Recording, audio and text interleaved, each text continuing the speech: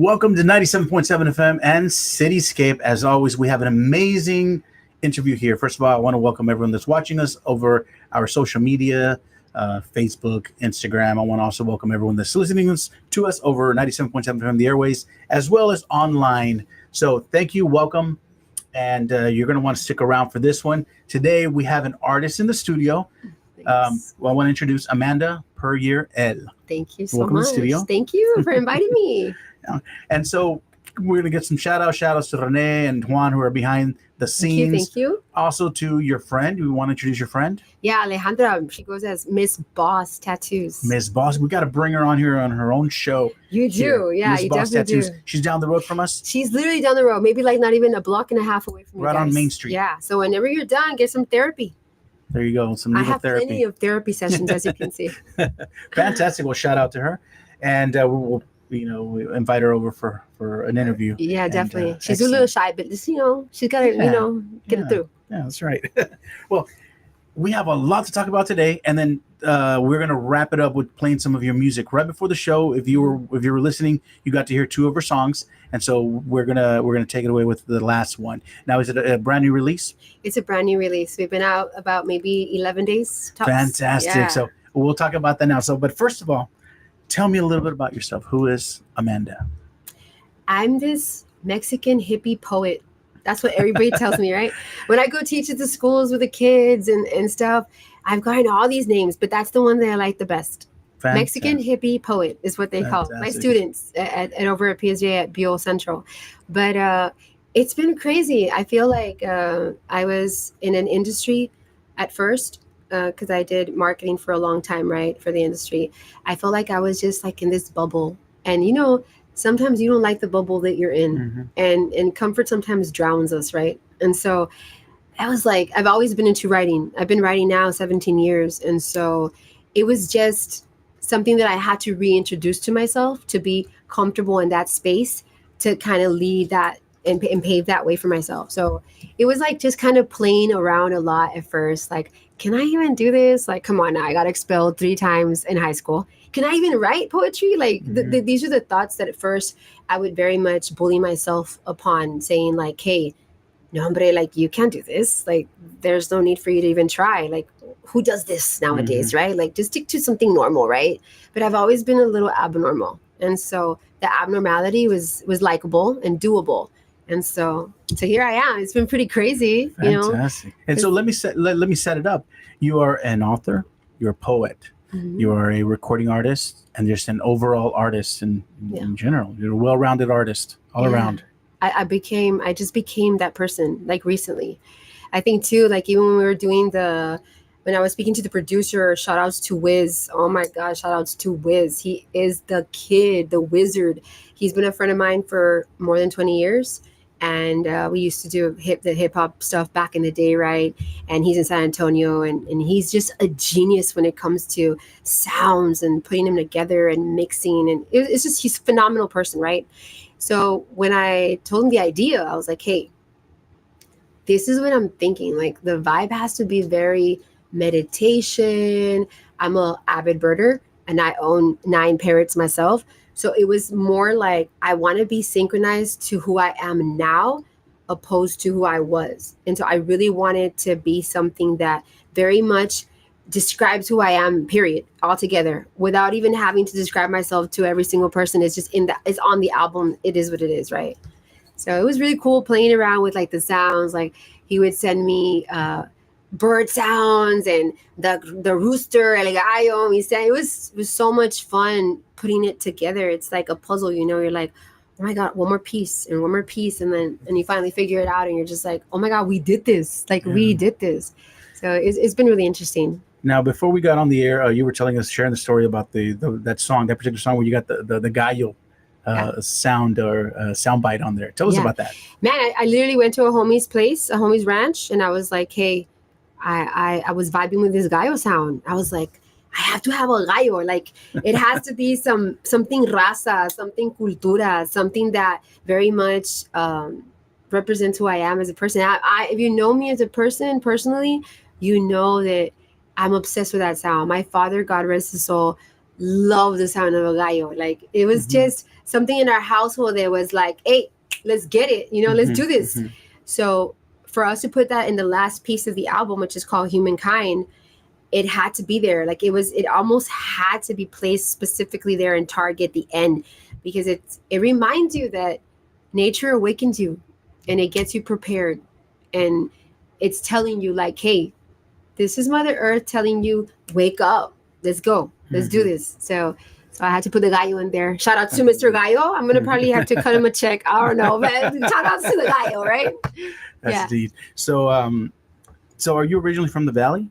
Far Texas, not the Valley. Far Texas. Far Texas. Okay. It's the best city in the Valley. It's Farolito, Texas. Yeah. But you spent a lot of time in Brooklyn. I did in Brooklyn for many years. Unfortunately, my husband took me there. Not that I wanted to be there by choice. I got married to a Brooklyn person. And so there I went thinking I could do it. You know what's crazy is you get there and it's not Sex in the City, man. It's not. It's not fun. It's not like, you see all these great movies and TV shows and all this stuff, right? And you're like, I want to do that. Like, it was super cute. Like, it's not like that. No. Is it like a Jenny from the Block? No, Brooklyn, you're hanging out with the rats. Like you're chilling, you're feeding the rats one day. You're Beastie Boys, No Sleep Till Brooklyn. No. It's literally more like Wu-Tang. You got to survive. Okay. You have to be out there surviving. So it was an awakening for me too there. Like, honestly, I say I'm born and raised in Farolito, Texas, but Brooklyn really did, it really did serve in so many different perspectives for who I am now. Like, because, down here we take advantage that we have it so easy and so good. And then you go to places like Brooklyn and you're like, oh my God, I can't sleep because they're going to eat my lunch alive. And you have to go out there and get it. The hustle it's like a hustle I've never seen in my life and experienced before that. Because I've lived in a lot of places. Like I lived in Atlanta, Georgia. I lived in Monterrey, Nuevo León. Nothing, Houston, Louisiana, nothing compares to Brooklyn. Nothing. It's uncomparable. You cannot compare whatsoever. And so I thank Brooklyn for shaping me a little more, so getting me to be a little bit more brave, because I wasn't so brave. And I went there and I was like, oh, this is how it's done. Let's do this. But let me do this the far way, but Brooklyn kind of telling me how to do it, right? Gotcha. And that's kind of why I came back like 100 miles per hour. I was like, oh no, I'm writing a book. Let me write a book. And then I wrote 10 books. And then I said, okay, I already wrote 10 books. What am I going to do now? And I felt like I've always played around with music and I've always loved music, very much so. I have a lot of friends in the industry. So it was just like, let me do this. I'm going to try it. I feel like too, people always bully themselves, right? Like, I can't do this. Why am I doing it? I shouldn't do this. ¿Qué va a decir la gente, right? I've never been that person now since I came back. It's been like, oh no, I'm alive right now. Let me do this because I'm still here and I want to do this. Like, échale ganas, My jefito was always echándole ganas. So I had to continue that for him. Fantastic. Yeah. That's fantastic. So tell me about your books. So I have one that's really cool. It's called The Legend of La Chancla. Oh God, I want to read that one. Oh yeah, it's a spooky little story, right? It's the homie La Chancla.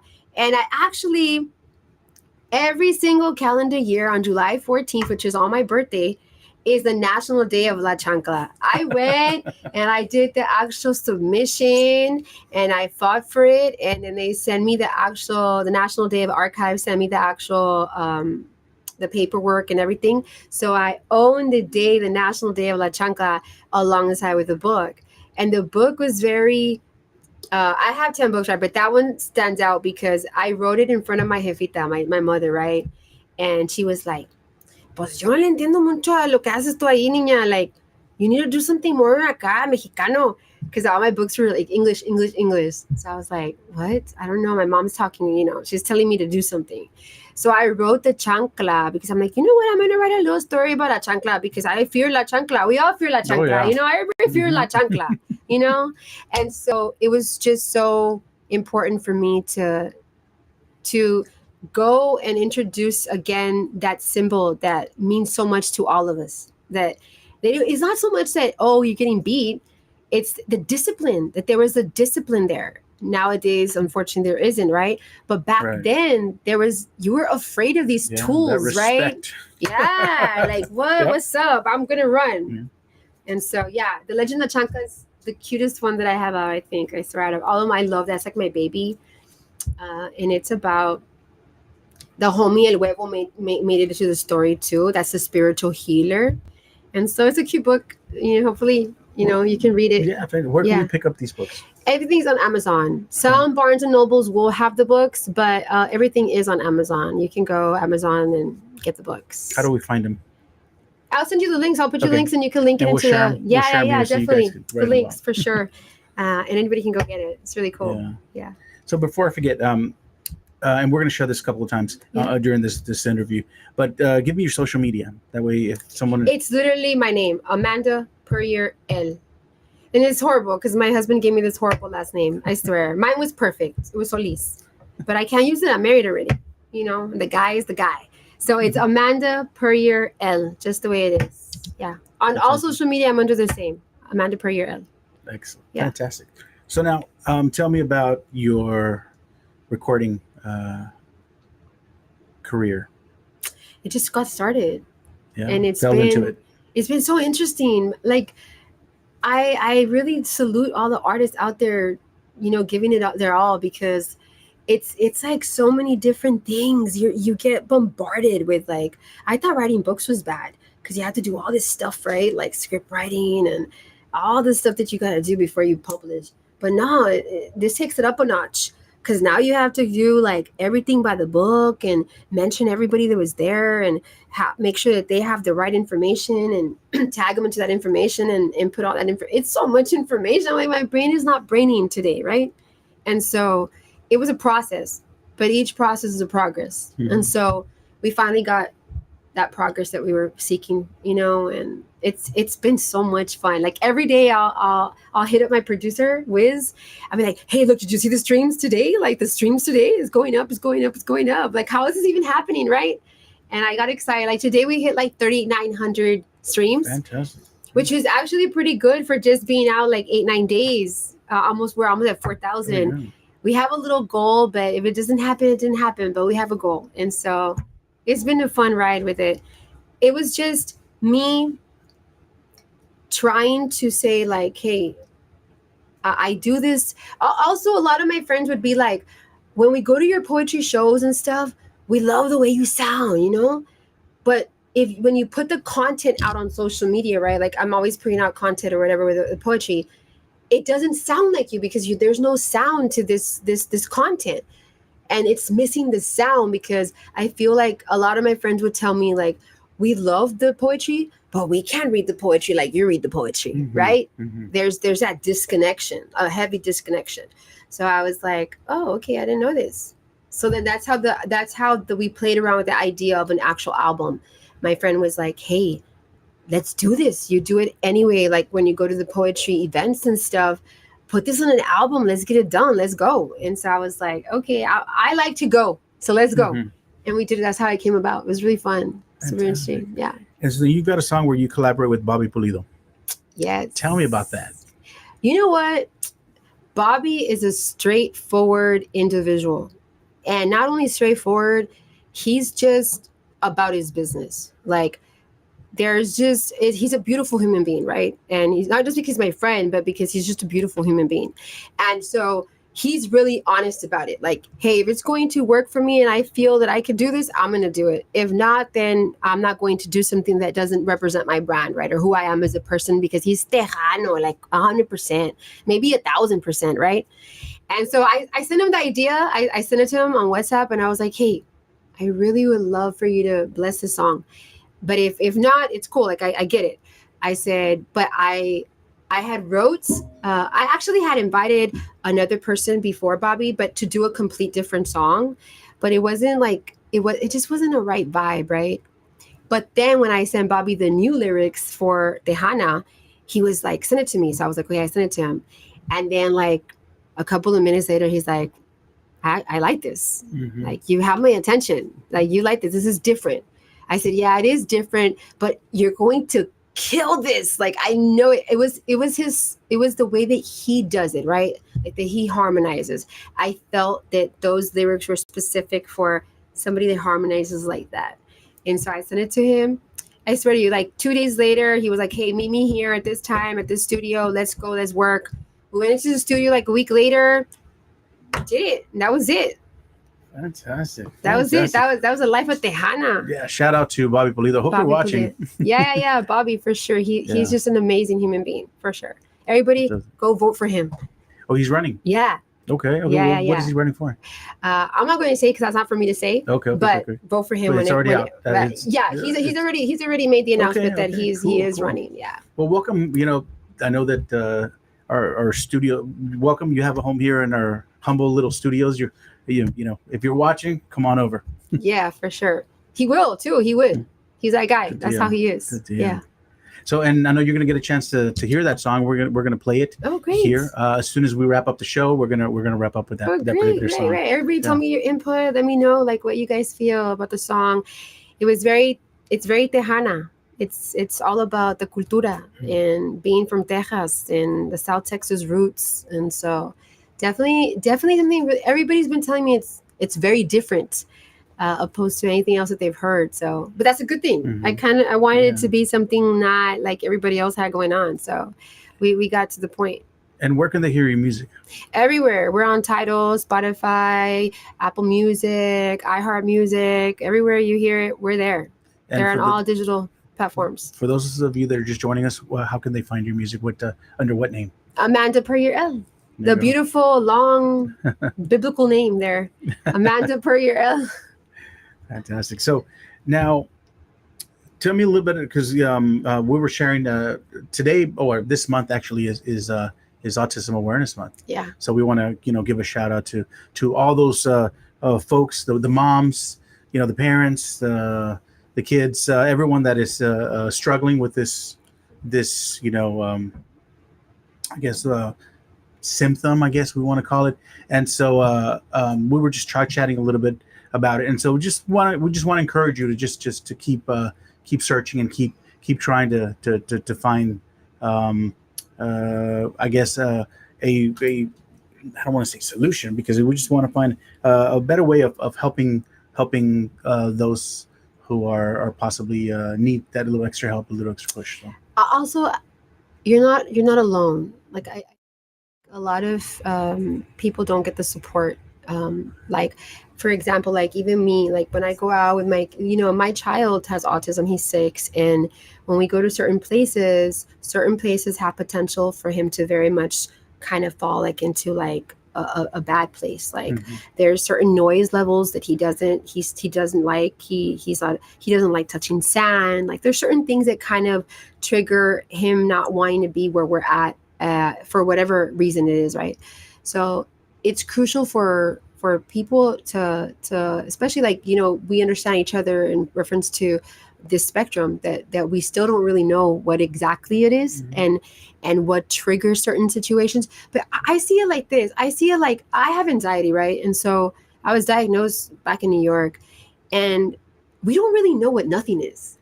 So if you start treating something like that we don't know what nothing is. So if you pay so much attention to that one thing that's in front of you, it eats you up alive. And so you have to live it. So you go through it and you live with it, and you go your day to day and just try to comfort as much the space for whatever is happening, whether it's anxiety, whether it's bipolar depression, whether it's an illness, whether it's a spectrum that you're trying to figure out. I feel like we should do a lot less overthinking and more overdoing. I feel that's kind of the vibe where I'm at right now with my kid, especially. Like my kid's the leader of our gang at home. Like he's the leader. He's the one that runs the show, because it's him above all of us. And he lets us know like what he doesn't like. And believe it or not, autistic children have a sense that we don't, and they understand a bad vibe. So we want to go with whatever he wants to go with, because we know that's going to be the good thing to go through or go with. So if he wants to go somewhere, we go. If he doesn't want to go somewhere, then hey, it's for a reason. You got to pay attention to that reason, you know? Mm-hmm. So that's kind of how I live it. That's beautiful. Yeah, that's how I live it. It's beautiful. Thank you for sharing that. That's amazing. Thank you. And I think a lot of folks that might be watching Yeah. can receive encouragement. You know, just receive encouragement. Just be encouraged. Just live it, Yeah, you know? yeah. Live it for the moment and just allow it to just fall in place. I feel that is one of my like biggest concerns. Like at first when they, you know, they give you paperwork and they tell you, oh, he's autistic. Mm-hmm. Okay. You know, like I was raised with my great grandma and she probably wouldn't have even paid attention to the paperwork, right? She would have been like, no tiene nada, you know? Mm-hmm. But I needed that energy to keep going. And that's how we do it. Mm-hmm. Just get up, go, and let's go. That's how we do it. Yeah. We were talking about this before going on the show, that back in the day, you know, we didn't know. Nobody. We didn't Like, know I anything. feel too, like, there's certain things that will probably more likely categorize me into that spectrum myself. Like, I do certain things. Like, for example, like before night, I'll go to my kitchen and I'll count. I start counting. I don't know why I use the counting pattern, but I do. And then if you think about it, it's a pattern. And so if it's a pattern, then more likely you also fall on the spectrum. So I feel like they really don't know all that it entails and in full description as to what exactly it is and how it functions and whether or not it's functioning correct or not. And that's the reason why this little symbol represents a puzzle, because they're still trying to piece this puzzle. Like the puzzle's just not, it's not getting there. It's been there for such a long time, and piece per piece per piece. And so I just live life with my kid, like with Mother Earth. We go outside, we play with dirt. I make sure that he gets all the minerals from grounding, and that's what we do. You know, funny you mentioned that about the counting, because I'm a drummer, and I find myself doing the same thing. Really? Yes. I do. Like, you know, like when you're in the kitchen, and then I'll be like, oh my God. And then sometimes you know, as your mother, you're cooking and everything, and then you're like, wait, did I turn off all the lights, or did I turn off the mechas, or did I, you know, you'll run it back. And then I'll go and I'll catch myself like, And I'm not counting out loud, right? But you're still counting. You're like, So, you know, it's something that you're still doing. And so I start to think, I'm like, maybe I should be diagnosed too, right? You know, like, maybe I should visit, you know? So, yeah. Fantastic. So, I know that there's a lot that we've got to share. Is there anything that I might have forgotten to ask you that you want to talk about? Do you want to share? Well, since we are speaking about this month also being not only Poetry Month, because this month is Poetry Month. Yeah, it's the National Poetry Month. April is the National Poetry Month, and it's also the Autism Awareness Month. So in the album, there is a song specifically for my baby, for my 6-year-old. There's one for all three of my kids, and that was called Three Little Heartbeats. But specifically for my young one, I have one called Introduction to Autism. And in the song, I talk about specifically me and my, it's kind of like a conversation poetically with myself about how I feel about the term autism. And so it tells me that Mother Nature always has our back, me and my child, you know, in our space, in our zen, and that's how we vibe. And so definitely, hopefully, everybody can check that one out. It's called Introduction to Autism. Introduction to Autism, yes. Well, we will be playing it here on circulation on daily. So all your music that you're sending us, so much. We'll have it on daily rotation. You know, and I think we were meant to talk about this. I'm not sure why, because when I met you and your husband, and we set up the interview, I put your name down on the calendar, but then I don't know why I put down Autism Awareness right next to your interview. And so then today I was looking at my interview. I'm like, why did I put that? And, you know, why did I, you know, I didn't know. So then weird. So when I came here and we started talking to you, I thought that at the beginning I was like, are we going to talk about this? No, but it just came into a conversation. So it was nothing was planned, but we were meant. I'm sure there's someone out there who was meant to hear this. Yeah. I feel like the universe works in its mysterious ways. And it all just signatures off, like it aligns that very much. And so that's crazy that you said that, because we didn't plan on talking about this. I wasn't even going to talk about that actual title in that album. I was here to talk really about Tejana, and there is a song called Bird Pill, because when I got diagnosed with anxiety, I started birding. Like I've always been a nature person all my life, but I started bird watching a lot. Like I can literally tell you the names of all the bird species in the Rio Grande Valley just by wow. hearing them. Like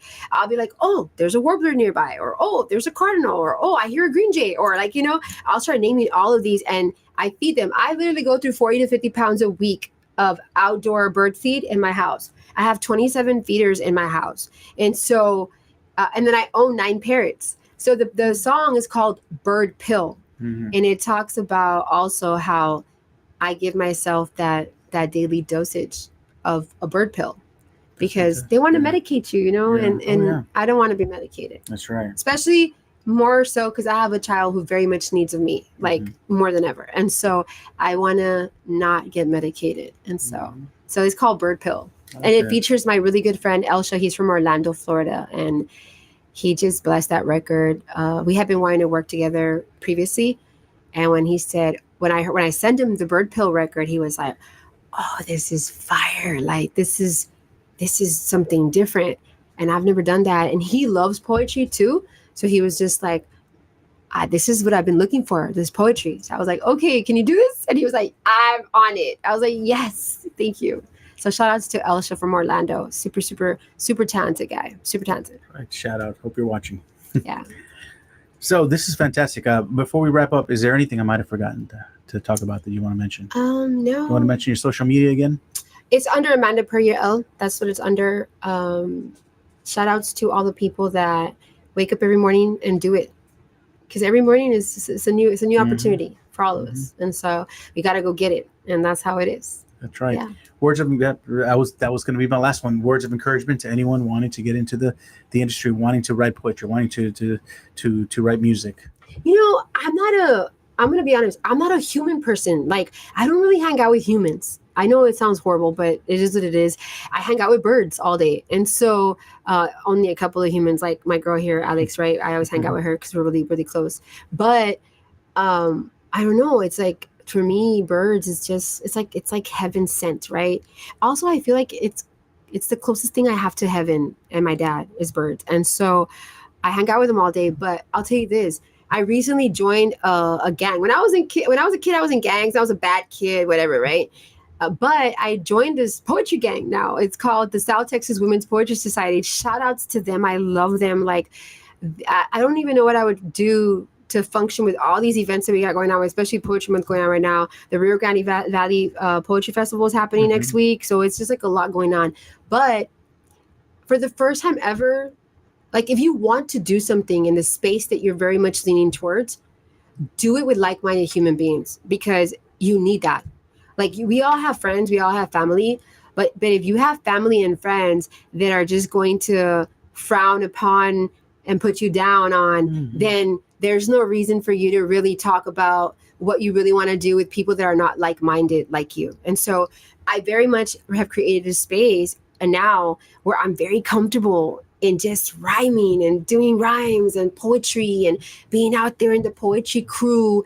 And now it's like so many poets in the valley because we've learned how to all of us hang out together because we're like-minded. So a lot of the times when you want to go out there and you want to do something and create something, you surround yourself with people that are not going to be about that space or they're not going to support you in that space because they don't understand that space that you want to get into. So my words of encouragement is if you want to do music, if you want to write poetry, if you want to get into radio, do it with people that are like-minded because they're the ones that are going to uplift you and get you into that situation. That's about it. Excellent way to end the show. Thank you. I couldn't think of a better way. Thank you. So now we're gonna, as we wrap up, we want to thank you for watching. Thank you so much for watching. Share this with someone who you think it's going to benefit, who can benefit from the encouragement. Thank you. The doors are always open. Thank you so much for inviting me. No. And shout out to Kebab, man. That's the place. That's where right. we met, and the food's great. Yeah. We need a sponsor, by the way. Hey. Yeah. So thank you. The doors are always open here at 97.7 FM. We're gonna play music on daily circulation. Thank you so much for daily that. rotation. Welcome back anytime. We invite your friend to come over and we'll have a show. We'll schedule it as soon as don't worry, I'll bring her. Get off the air. Oh, she doesn't come, I'll bring her. Sure. Fantastic.